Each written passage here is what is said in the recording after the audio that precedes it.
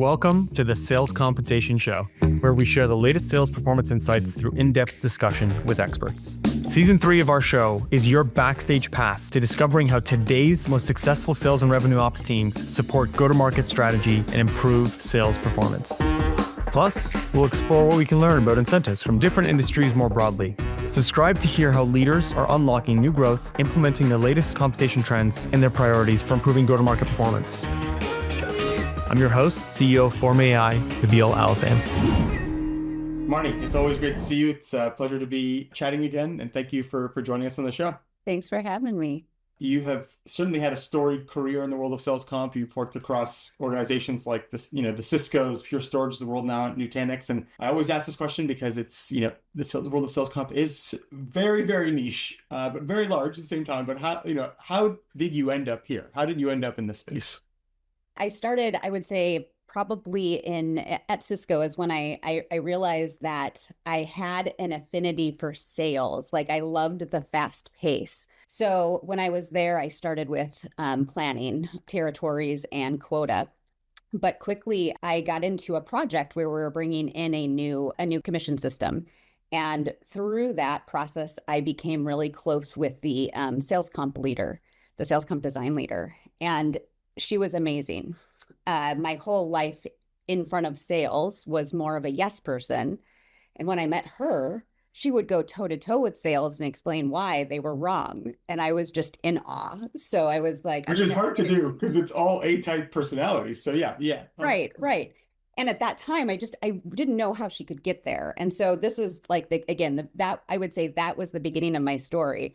And this was meeting Heidi Crozer. I wanted to be her as soon as I was in an email with her going back and forth with sales. She and I connected really well. She hired me onto the sales comp team, and the rest is history. What I love most about sales comp is that you get to make people do things for money, and like you're really driving a go-to-market and instant gratification. You change one thing about the plan, you can see right away, good or bad, a change. So that's something that you don't really get in life as much, but like in sales comp, you can make things happen like that. So that was always interesting to me.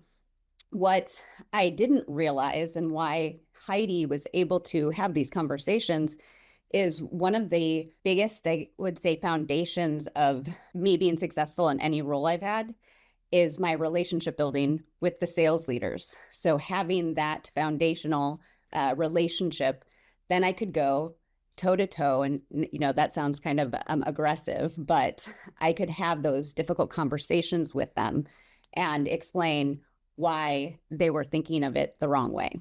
So again, that was really what got me into it. And do I feel like I'm Heidi yet? I feel like I've gotten there. I have great relationships with my sales leaders. I have to explain a lot why things aren't going to work that way. But we always agree in the end what's best for the company. So I feel like, yes, I've filled some big shoes, but I'm getting there. It is a very interesting space. I think the point you called it, like being able to like change incentives and actually drive outcomes. I mean, I really do believe that the translation layer of how do you take all of the competing priorities of business and package that up into this very simple, like targeted thing to motivate all different profiles of sellers is so complicated, but because of the complexity, it is the complexity and the difficulty of that actually makes it so interesting, right? Like you have to understand the business priorities, connect with the sales leaders to your point. Otherwise, sure. You have to know the complexity well enough to make it simple for those who you're trying to have a single or a couple targets to run through a wall and drive that go-to-market strategy. And so, yes, but again, I think it's the good relationships that really drive the influencing of what good looks like. It does become, the comp plan kind of becomes the easy button for a lot of people. And having the relationship with sales leaders for me comes very naturally. When it comes to the corporate side where we're having to drive decisions from on the comp plan, that's a little different. I invest a lot of time in that so I can have those conversations and build the trust. If they don't trust me, they're not going to trust my designs. another hurdle is not just making, getting those relationships on the internally with sales, with the C-suite or the steerco, whoever is making the final decision on these, so they understand how a good comp plan looks like. Just double clicking on the fact that you recently joined Nutanix, right? You take on this new role. So you're coming into an organization, I guess like sales comp is already difficult enough. When you come in, you got to like ramp up on the business, understand, I guess like what's your framework for how you approach kind of jumping in and assessing the current state of an organization that you just joined? Well, first, I have to understand who all is involved. And what's great about Nutanix and what's great about like the companies I've been at in the past is that we have a lot of support from the C-suite or the steerco. You have to understand where everybody's priorities are in that group and how that is impacting the design or the decisions we're making for the comp program, the overall comp program. So it's been interesting because I've come into this role, I'm about 5 months old right now, and we're going through planning. And I think I've built a lot of good, solid relationships with the steerco. I think with my team, and I have an amazing team, we've really built the trust. We've built our brand, and we are now, I think the steerco and sales leaders are really trusting us and believing that our design is going to drive what we are promising.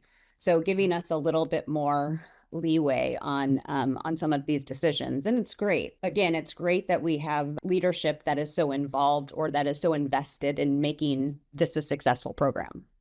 That is 100% critical. It's such a massive cost center that like it is a big impact to the business. So even just from like the amount of spend that you're putting there, if you don't have the like leadership buy-in, then it's hard to make significant changes that the entire organization buys into, because you need to sell it to any sales team as you kind of make changes, and all rivers flow into sales comp. It's the final step in the process. And so you basically have to take everything that's a part of the go-to-market structure, from roles, territory, segmentation, the customers you're going after, the product packaging, and capture that into your design. And so I imagine jumping in, getting the buy-in, getting those relationships established is so critical if you're going to actually execute change at the final step.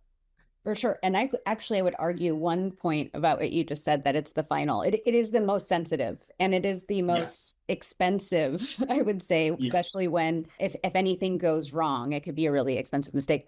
But I would say there's one more piece that's not the end all be all. There's also the territory and quota. So like going full circle about when I got into high tech, but then again into sales operations in general. If you don't have good territory or good quota design, your amazing design for a comp plan isn't going to hold up. So 100%. I would say just like, yes, it is the most emotional, dramatic step in the process. Yeah. But another piece is that quota, if that's not aligned, if it's too easy, if it's too hard, that's not going to drive the behaviors you want out of the comp plan either. It's funny because in my mind, when I say incentive compensation, I really do think the package, right? It's like self-performance management. And you do have to think about it that way, because a quota drives 80% of what payouts are, right? Like, and good quota setting, it's like, how do you know what a good performer is if you don't set quotas properly? Right. And in most cases, you don't own that team, your team, the sales comp team, the design team doesn't own that piece of the territory design and the quota setting. So it's so important that you're a big stakeholder in that, or you're comfortable with the parameters that in which they set those, and understand how crediting works. Everything's tied together. So anyway, not to say that those have to be aligned, because it's kind of good to have separate roles managing the different pieces of the process to keep everybody accountable. But really, there's the stakeholder piece of it is huge. I mean, it is interesting. It's like you want to have different accountability by bucket, but in a way, you really truly need them fully connected, because you would design a different pay curve, maybe less aggressive, if you knew that quotas based on the data that we have are not that predictive, right? Like if our quota setting accuracy is X, then we likely shouldn't be very aggressive in our pay comp. Otherwise, we risk some massive financial overages. Right. And And actually, and that you'd bring in another cog in like HR and defining pay mix. If yeah, depending on who owns all that in the whole process, sales yeah, comp is could be the biggest influencer, or they could own it. It depends yeah, on what company, but it kind of all flows together on what roles, what yeah. comp plans align to those roles, what the pay mix is and all that. And then, yeah, it's like a huge cross-functional process. Even if sales comp owns more of the process than that, there's always going to be finance and HR and whatever, function that sales comp's not rolling up to at that moment. And on your point of like that connectivity and ownership, coming into this, I would have said, oh, like having a single owner is always great, right? Like having a single person own all of territory, quota, comp, segmentation, like really own everything. It's actually, to your point, it's less relevant. It's okay and might be more impactful if it's owned by the respective department. But I think what is absolutely critical is you need a consistent language, to your point, of what does crediting rules look like? What does comp and how it ties to quota? And if you're not all speaking the same language, then the risk of getting it wrong is just so high. And what helps is the tools, obviously, is Yeah. like the whole platform is being able to get the systems that actually talk and everything end to end. So that's integral because anytime you put in a manual process, it kind of Yeah. slows everything down. I say it's a huge demotivator. It is a disincentive whenever there's a manual cog. It's interesting because a lot of the automation I find focus is on things like the calculation side.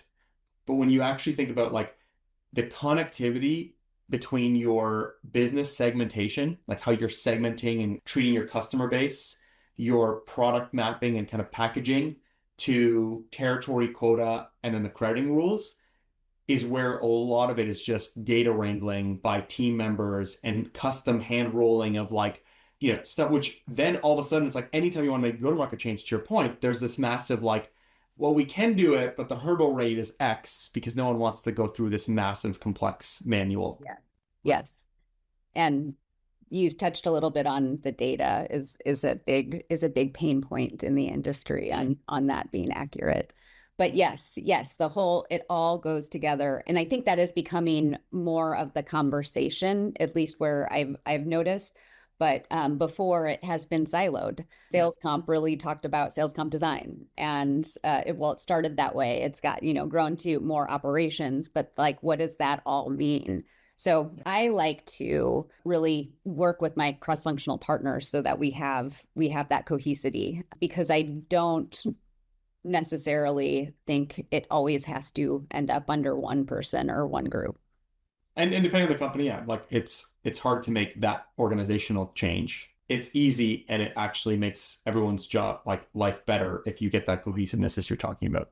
It's interesting because I think one of the biggest hurdles I see to that is getting enough recognition and alignment on the importance of this process of incentive comp, of territory and quota at a senior enough level such that they enforce the right incentives. And when I say incentives, it's more like the KPIs for team X, for team Y, and team Z need to all be kind of aligned so that there's a motivation to work together versus For be sure. separated. And I think that's kind of the biggest gaps I see in a lot of organizations is doesn't get the recognition it deserves. Well, one piece too is that when you go to a higher level of making those decisions, they'll say, "Hey, we're going to segment. We need a different plan for enterprise." And it's that generic. And it's like, okay, have we identified what that is, who that is, what territories those are, like have we defined everything? And then what actually is different about them? But it really isn't always sales comp. It could be total package. It could be equity. It could be depending on, again, the company, what they offer. So I'm always the first one that's targeted in those conversations. And so I have to kind of step back and say, from a go-to-market strategy, are we really driving something different in the segment? First of all, like yes or no. If not, then okay, so what are we looking for here? Are we looking for differentiation? Are we saying, this is a higher, should we look at a different market match? Are we pushing now towards HR to go look at ranges and a different market match from what we have today? Is that the starting point? So it's like, I feel like in this role, I'm a detective quite a bit to figure out what they want. We're also, by the way, and I tell my team this all the time, 70% of the time we're therapists. We're just listening to what their problems are because we can't solve everything. As an example, just what I was saying, like they weren't looking for anything different from a sales comp perspective. They were looking for something different from a package perspective, a total comp perspective. So detective, therapist, sales comp design. That is the life. Yeah, that is the life of sales comp. And it really is, you said this earlier, it's a very emotional part of the process, and it's very, critical. It's conversation with people's pay. It's emotionally charged and politically charged because there's so many stakeholders involved. So you get this like very sensitive part, and because it's the final lever, people come thinking that's the problem. And you're right. You have to, this is kind of going back to the Heidi, right? Like the motivation of like, hey, you can push back, but you have to build enough trust to be able to like ask the hard questions and drive them back, drive them to the root cause to actually drive better outcomes for the business ultimately. Shift gears here a little bit because to me, like that is the exciting stuff, the detective work, the strategy, the fun kind of like novel, exciting, you're kind of like setting strategy. As you said, it's 70% of the time you're the therapist, you're dealing with the disputes, the questions, etc. But there's also another part of that therapy and that structure that we've talked about before, which is like the governance side and the importance of having that governance in order to be able to do the therapy right and give an equitable outcome to each person that's a part of this. So I'd love to dig into that because I know that that's a big part of like what you believe makes a great sales comp program. Yes, I do. So I always talk about like how sales comp design is like living in the gray and living in the chaos because you're constantly trying to think about how you can get in front of the curve. And so it's such a gray area, except we have policy and I love that it's there. It's like it's a security blanket because if it's not there and there's loopholes that can be found, sales will find it. And what I've found is when you stop them from gaming a plan, it's actually demotivating because they feel like they're winning at something, like it's a game. It's a game. So so how is it that we can keep them motivated even when we're going to be delivering bad news? What helps is when we have true black and white language that says this is what we do and this is what we don't do. And as long as we can be consistent about it getting simpler and simpler, then they won't have as many areas to find out where they can game. So I really do. I appreciate the whole piece of governance, and I always look at it as one of the biggest pillars of comp, just because if that's not solid, then you're going to have unhappy people when you try to stop them from gaming. It's kind of a vicious cycle. But again, this cleaner and simpler the comp plan is, you don't have to worry about that. Going through the process of writing clear black and white rules of engagement and policy actually helps you uncover the pros and cons and kind of what potential behaviors the plan that you've designed is going to do. And so the exercise is actually beneficial to the design of the program in of itself. Yeah. I've actually redesigned tweaked a couple of programs because while I was writing it, I was like, wait a minute, they could do that. This is an easy way to get around this. So yeah, totally trying to make everything rock solid. You're never going to get there. Every year I have a little pad of paper that says I need to write these on the next year's terms and conditions, or include this. But like it's luckily it's always an evolution and you're always making things better. And with everything changing, with the market changing, with the way we consume things changing, like we're always going to have to tweak things. We're going to find new ways. They're going to find new ways of gaming. We're going to find new ways of driving behavior and good behavior. And so again, it's always an evolution. That's the crazy part of and what makes, I think, sales comp so difficult is it is dynamic by the definition of it. It's not payroll. It's not just business rules on taxes that change once every 10 years, whatever it is. It's literally the business rules of go-to-market are as dynamic as the market is. And clearly, as we are looking at the world in front of us every day, it's changing faster. And so it's only becoming more dynamic. Now, I wouldn't want to change too much every year on year from a trust perspective, but yes, we do have to typically touch those on an annual basis, but not or on a calculation cycle basis. Yeah. And hopefully not more than that.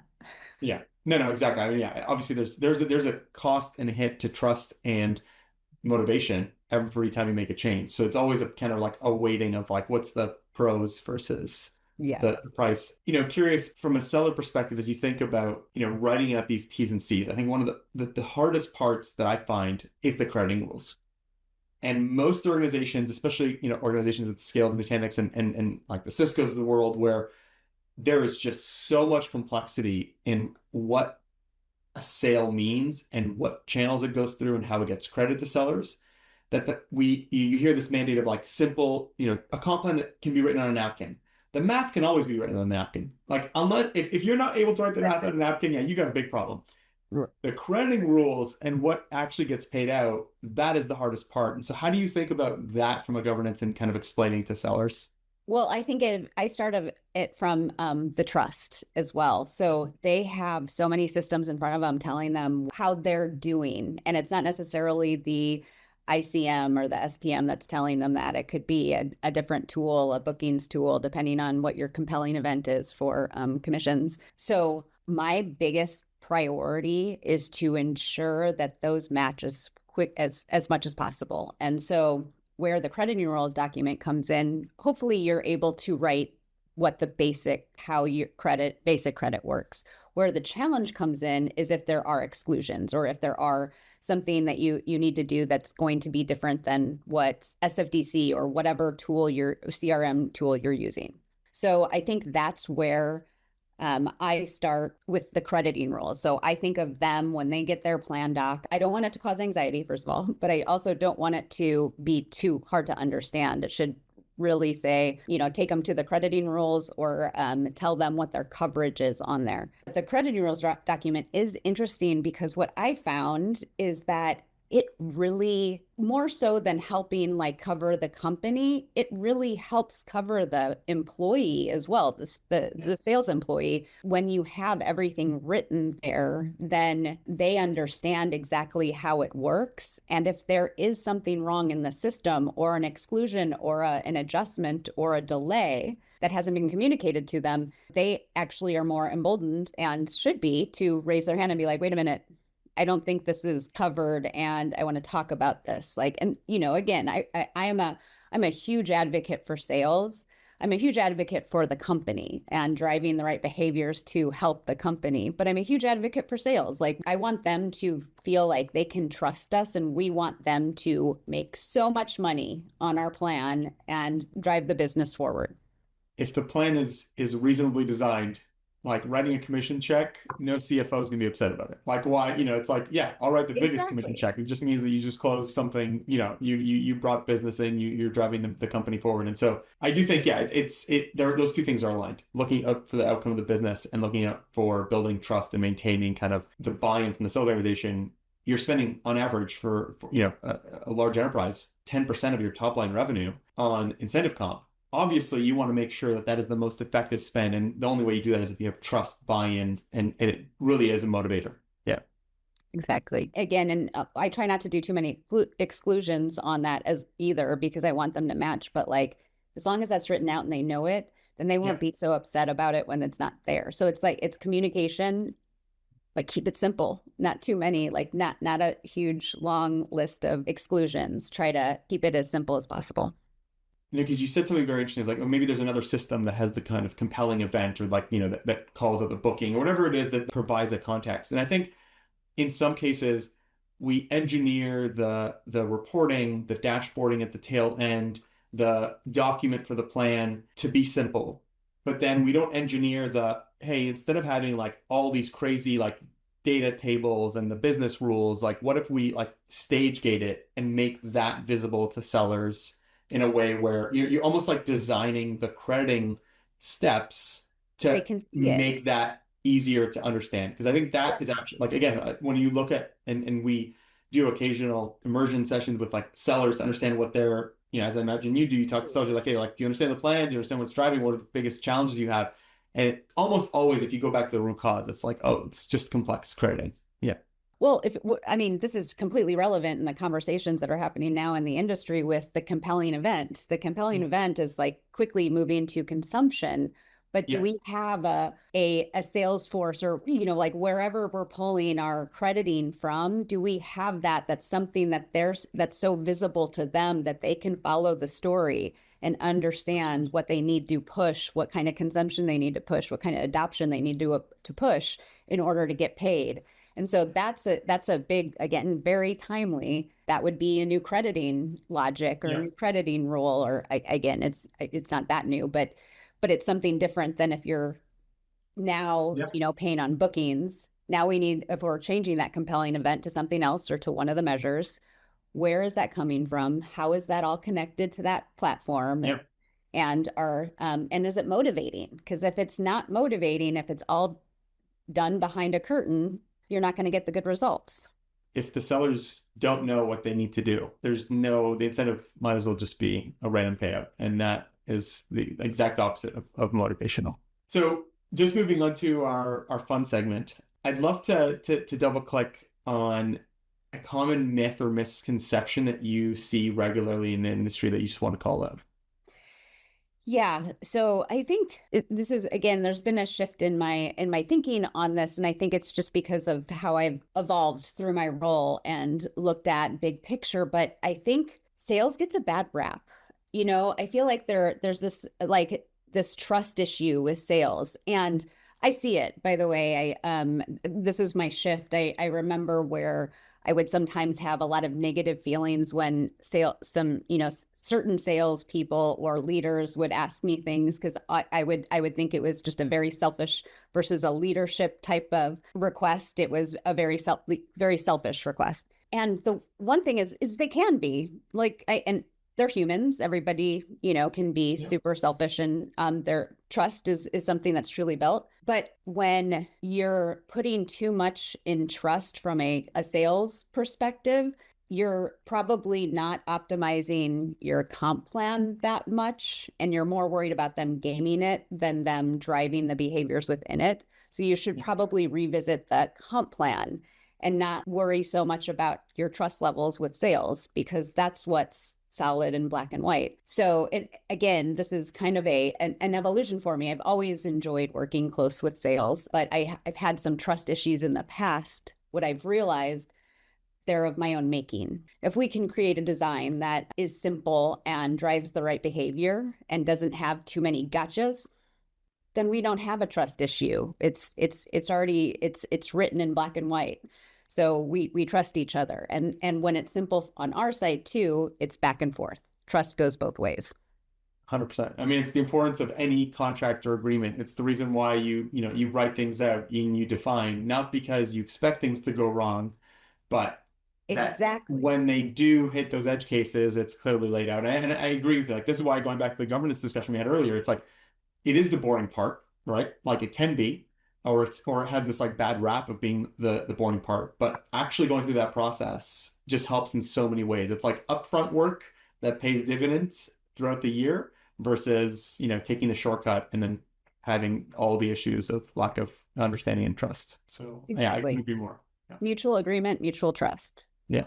And I also think there's an element of like sales getting a bad rap. One, okay, occasionally face an issue. It's compensation. There's an element of like money just makes everything more difficult, right? Imagine having a conversation with a friend about money, with family about money. It's just like, it's like no one wants to do it. And then let alone like a colleague about money. So that makes right away any conversation that you have around like a dispute or anything like slightly more difficult. But two, in a population of thousands of sellers, you are going to have, as humans, we all skew a little bit different. You're going to have the 1-2% that are going to overly index on kind of scrutinizing every single thing. And you have to be careful not to bias your perspective to that, which it's very easy if you in the early stages of your career, when you feel like you have a spotlight on you and it's an urgency, and all of a sudden like you get this misconception. But I think in general, again, most sellers are there. They're there to solve a customer problem. They're there to drive business outcome, and they're critical gear in the machinery of the entire business. So yeah, if you think about it too, is the less time you're talking to them and having these triggers, Yeah. the more time they're selling. You don't want the plans that will cause any of this either. So Yeah. the more they're outselling, the more they're less triggering you on, 100%. on 100%. what they Yeah. could be asking for next. Yeah, exactly. Yeah. Make it clear, make it understandable, and you actually make your own life better. Yeah. Yeah. This has been a great episode already, and then I think I really really enjoy the conversation and deep dive. We always ask a couple of questions to all of our guests before we wrap up. So I'll start with the first one, which is if you could take one person out in the industry, to lunch, who would it be and why? So after all this talk with Heidi, I would love to have lunch with her. I would love to catch up with her. I think she does total rewards as well as sales comp in her background. But anyway, I would love to catch up with her. I've been thinking about her a lot recently for a lot of reasons. So anyway, that's who I would love to have lunch with. Yeah, no, I feel like I'm glad that yeah, this spurred this moment because it's funny. Speaking of catching up with old colleague or like colleagues from the past, I actually caught up with a colleague of mine yesterday. It was actually one of my very early managers, and so it really does it just brings it back and kind of gives you appreciation to all the things that where you are today is driven off of all the things that we learned from the people that we worked with in the past. So yeah, that sounds like a great one. Next question is there a resource, whether it's a podcast, a book, or anything that you've found has helped you in your career that you'd like to share with the audience? So there are some books that I've read that I love just from a motivational and keep on, never stop trying. And one is Endurance, about Shackleton and his Antarctica trip. Do I call it a trip? But anyway, him getting across Antarctica and making it alive after his ship going down. The other one, I actually can't think of the name. I think it's Pot of Gold in the Deep Blue Sea. It's just interesting. It's about a treasure hunt, and it's a true story about a treasure hunter who found gold, and how it took a long time to get there and how he just never gave up. I would suggest reading the book, by the way, before doing any research on the human, about by the book. I did it the right way. I found out a little bit more about him afterwards that is like, oh, interesting. This is what he's doing now. But anyway, two good books. I love network. I love the network. I love the think tank that you've put this together, because this is a great place to be like, if you have a comp problem or something that's similar to comp. I feel like we've covered that. Sales comp is not just one thing that you can send a message out into the group and get answers, and you meet more people. And every time we come together, even when we had the nudge, like seeing my old colleagues and even chatting with them on Zoom during the webinar, like it was just, it makes it you feel community, but you also feel supported, because you are going to be put in front of these human executives that are going to expect so much out of you and have all the answers, and you don't have to have all the answers. You have your network, and that's important. So I think that's very important. I've leaned on my network quite a bit in my career, and it's helped. It has made me a better employee. It has made me a better advisor, and again, it has built those relationships with leaders that I've needed through that trust. Like on the network part, I think it's a very, as I said, it's like niche industry, but it's very big. It's part of every company, right? Every sales organization. And starting when I started my career, like there was no resource. And so it felt a little bit more lonely as you kind of like, we're trying to solve these problems. And so the community wouldn't be the community without experts like you and practitioners that are taking time out of your day to kind of share back with everyone else. And so we all benefit by being together. So it's great to have. And I think on your recommendations for books, I actually find that like the biographies, the real life stories from totally different perspectives. Like the world is full of so many different people doing so many different things. And sometimes we're very siloed in the things that we're doing that you don't see beyond the kind of halo or the focus that you're blinded to. And so I do find those kind of stories, those type of resources sometimes are helpful in like opening your eyes to what could be possible. For sure, for sure. And just motivating that somebody was able to do this, something that you couldn't even imagine having to do, and something outside of even your brain capacity sometimes, but it stretches that brain. So that's what's amazing. So, and some of the best books are, around stories of, based on people and what they've done. The most surprising thing to me is how quick, right? Like the saying, like, people overestimate what they can do in a year, but they significantly underestimate what they can do in 10. I mean, that to me is like what's crazy in a lot of these things, like this trip. And I'm going to check out the book Endurance. And I think there's an element of like, how long did it take for this person to kind of set their mind on, okay, I'm going to do this, and then being able to accomplish it. I think that is usually very surprising, and it kind of hope, brings it back to you in terms of like, in your team, of like, what is possible for us to do in the next 2-3 years? Probably a lot more than you think. And it's just about having the commitment to go forward. For sure, for sure. Marnie, it was absolutely great to do this show together. And I think there's so many good takeaways and tidbits. So I appreciate you jumping on and kind of sharing your wisdom and experience over the years. But always good to see you. And here's to the next community event. Yes. Thank you. Thanks for having me. This has been great. The Sales Compensation Show is brought to you by Forma.ai, the sales performance management platform that fully integrates sales planning with rapid, scalable incentive compensation management.